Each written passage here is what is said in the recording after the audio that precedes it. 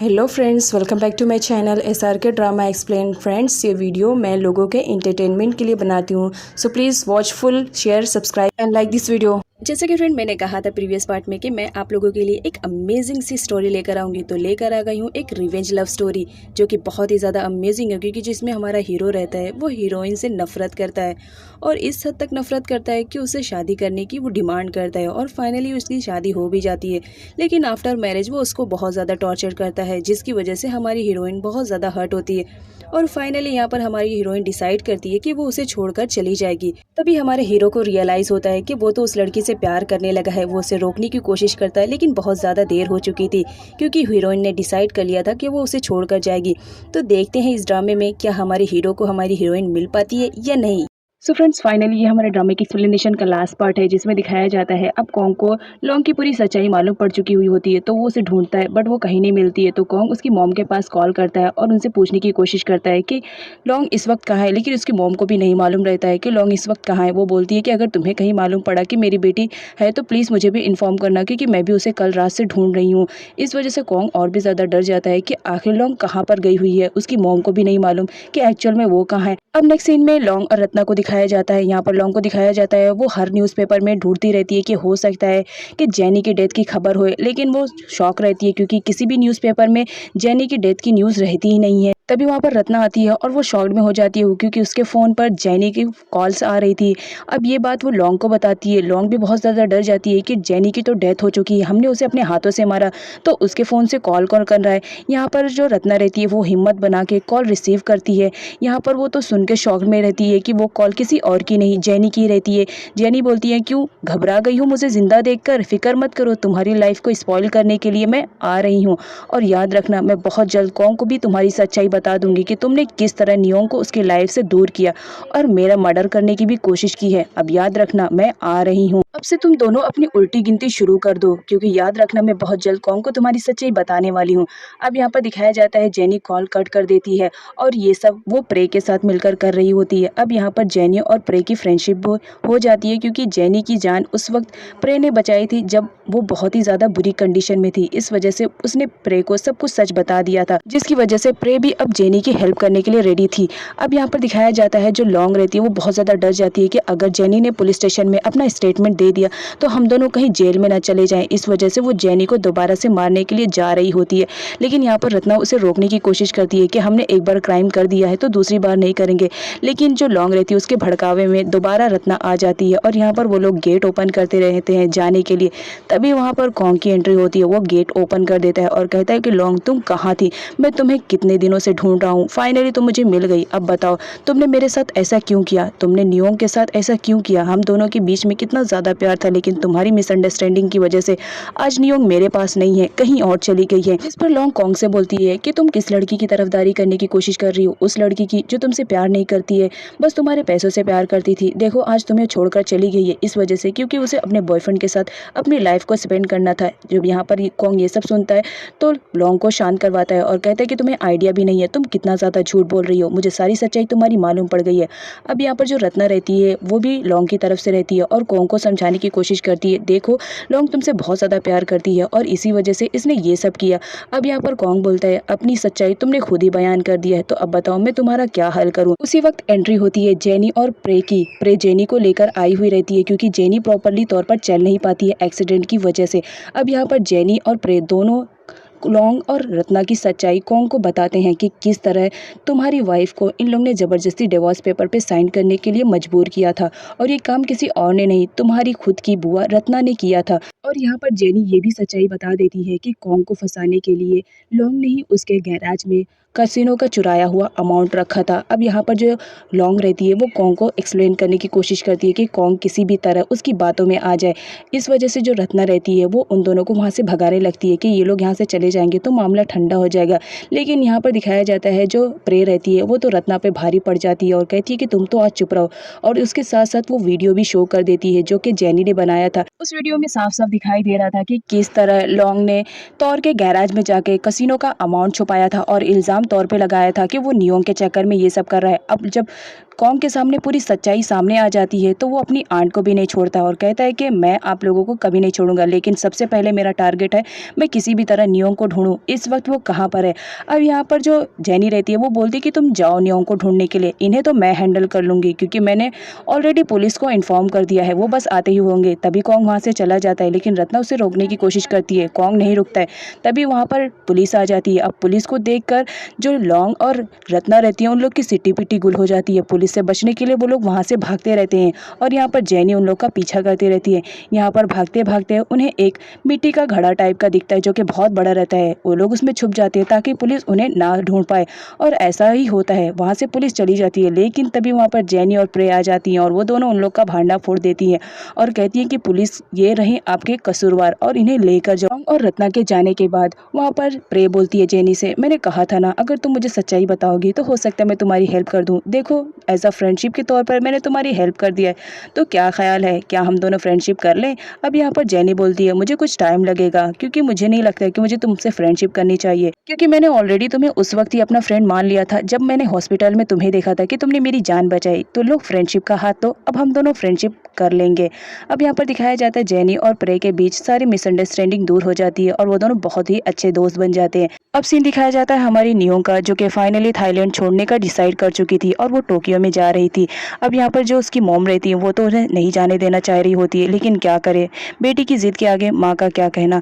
यहाँ पर दिखाया जाता है जो हमारी नियोंग रहती है वो जाने से पहले इम का हाथ तौर के हाथ में दे देती है और कहती है कि मुझे उम्मीद है तुम मेरी फ्रेंड का बहुत ही अच्छे से ख्याल रखोगे, क्योंकि मैं जानती हूँ वो तुमसे बहुत ज़्यादा प्यार करती है और कहीं तुम भी उसे करते हो तो उसका ख्याल रखना। अब यहाँ पर कॉन्ग को दिखाया जाता है जो नियोंग को ढूंढ रहा होता है और फाइनली उसे एड्रेस मिल जाता है। वो आता है जहाँ पर नियोंग को दिखाया जाता है, वो तो जा चुकी हुई होती है।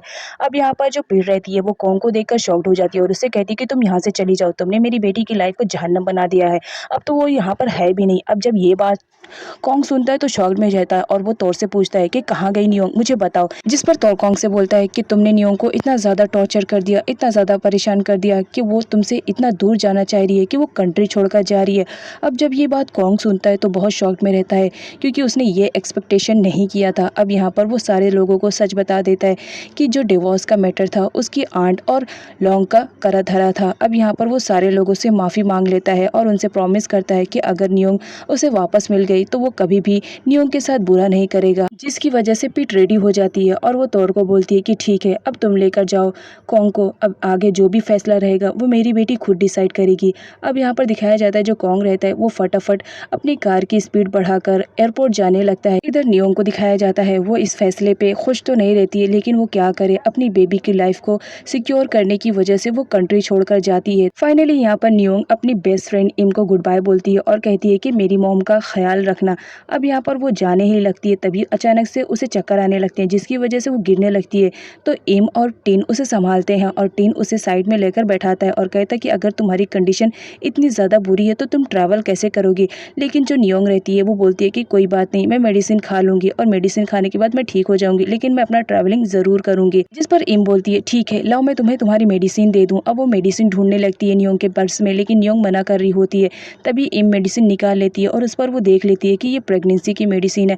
अब यहाँ पर जो इम रहती है वो नियोंग को बोलती है क्या तुम सच में प्रेग्नेंट हो, जिस पर नियोंग रोते हुए बोल देती है कि हाँ वो प्रेग्नेंट है। अब यहाँ पर इम उस पर गुस्सा करती है कि मैं तुम्हारी बेस्ट फ्रेंड हूँ, तुमसे इतने ज़्यादा क्लोज हूँ, लेकिन तुमने मुझे इतनी बड़ी बात नहीं बताई, क्यों नहीं बताई, तुमने कैसे कर लिया ये सब, और क्या कॉन्ग को इसके बारे में मालूम है। जिस पर नियोंग उसे बताती है कि इस बच्चे के बारे में अभी किसी को भी नहीं मालूम पड़ा है सिवाय तुम्हें। अब यहाँ पर जो इम रहती है वो कॉन्ग के कॉल पर कॉल करने वाली रहती है, लेकिन नियोंग उसका फ़ोन छीन लेती है और कहती है कि प्लीज़ कॉन्ग को इसके बारे में मत बताओ, क्योंकि मैं नहीं चाहती हूँ कि कॉन्ग की परछाई भी मेरे बच्चे पर पड़े। उसने मुझसे रिवेंज लेने के लिए क्या क्या किया, लेकिन मैं अब इस बच्चे के साथ ऐसा कुछ भी नहीं करने दूंगी। जैसा तैसा करके नियोंग इम को रेडी कर लेती है कि वो कॉन्ग को ना बताए। अब यहाँ पर दिखाया जाता है जो हमारी नियोंग रहती है वो फाइनली ट्रैवलिंग के लिए रेडी हो जाती है और अपना टिकट लेकर वो कहती है कि ठीक है इम अब मैं जा रही हूँ, लेकिन मेरे पीछे मेरी मॉम का तुम ख्याल रखना। जहाँ पर इम बोलती है कि तुम गलत कर रही हो, तुम्हें सबको बता देना चाहिए, लेकिन नियोंग बोलती है कि नहीं इस वक्त नहीं, और वो वहाँ से चली जाती है। अब यहाँ पर दिखाया जाता है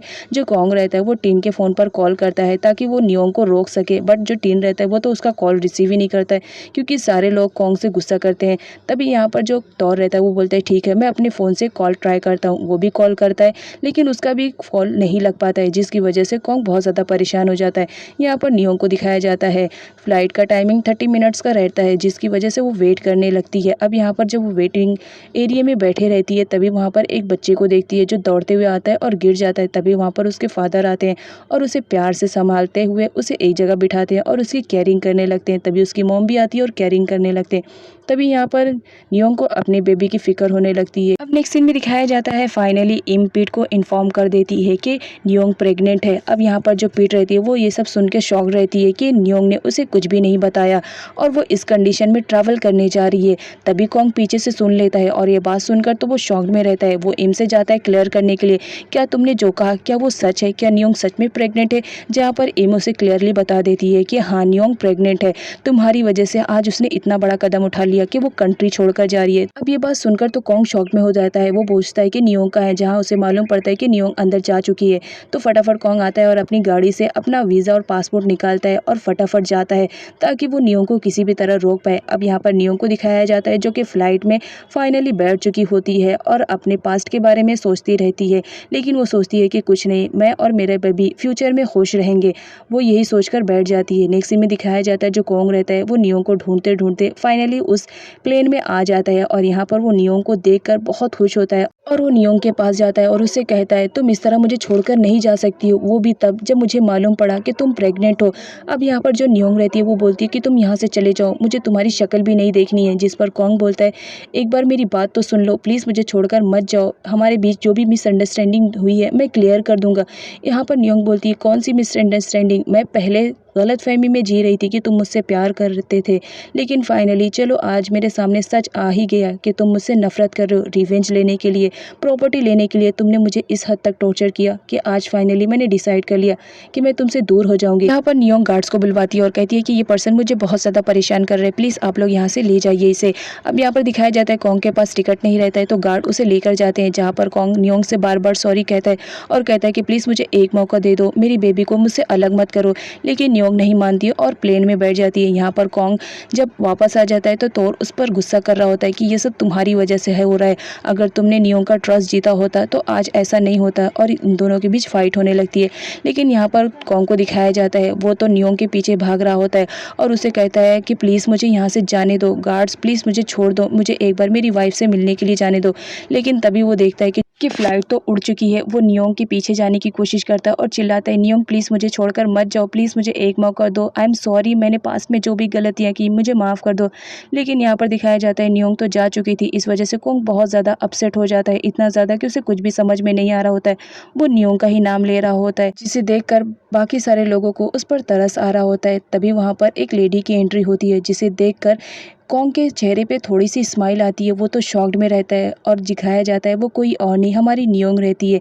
यहाँ पर कॉन्ग नियोंग को देखकर बहुत ज़्यादा खुश हो जाता है और उसे हक कर लेता है। अब यहाँ पर नियोंग जो रहती है वो कॉन्ग से कहती है कि मैंने अपने बेबी के लिए ये डिसाइड किया कि मैं तुम्हें छोड़कर नहीं जाऊँगी, क्योंकि मैं नहीं चाहती हूँ कि मैं किसी बच्चे को उसके फादर से अलग करूँ।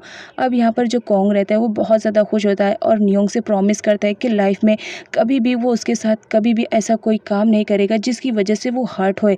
कॉन्ग ये बात कहते हुए नियोंग को हग कर लेता है और उसे अपनी गोद में उठाकर बहुत खुश होता है। फ्रेंड्स ये ड्रामे की तो हैप्पी एंडिंग हो गई है, लेकिन नेक्स्ट एक और ड्रामा आने वाला है, वो भी बहुत ही ज़्यादा अमेजिंग और इंटरेस्टिंग है। आई होप आप सब उसे भी देखेंगे।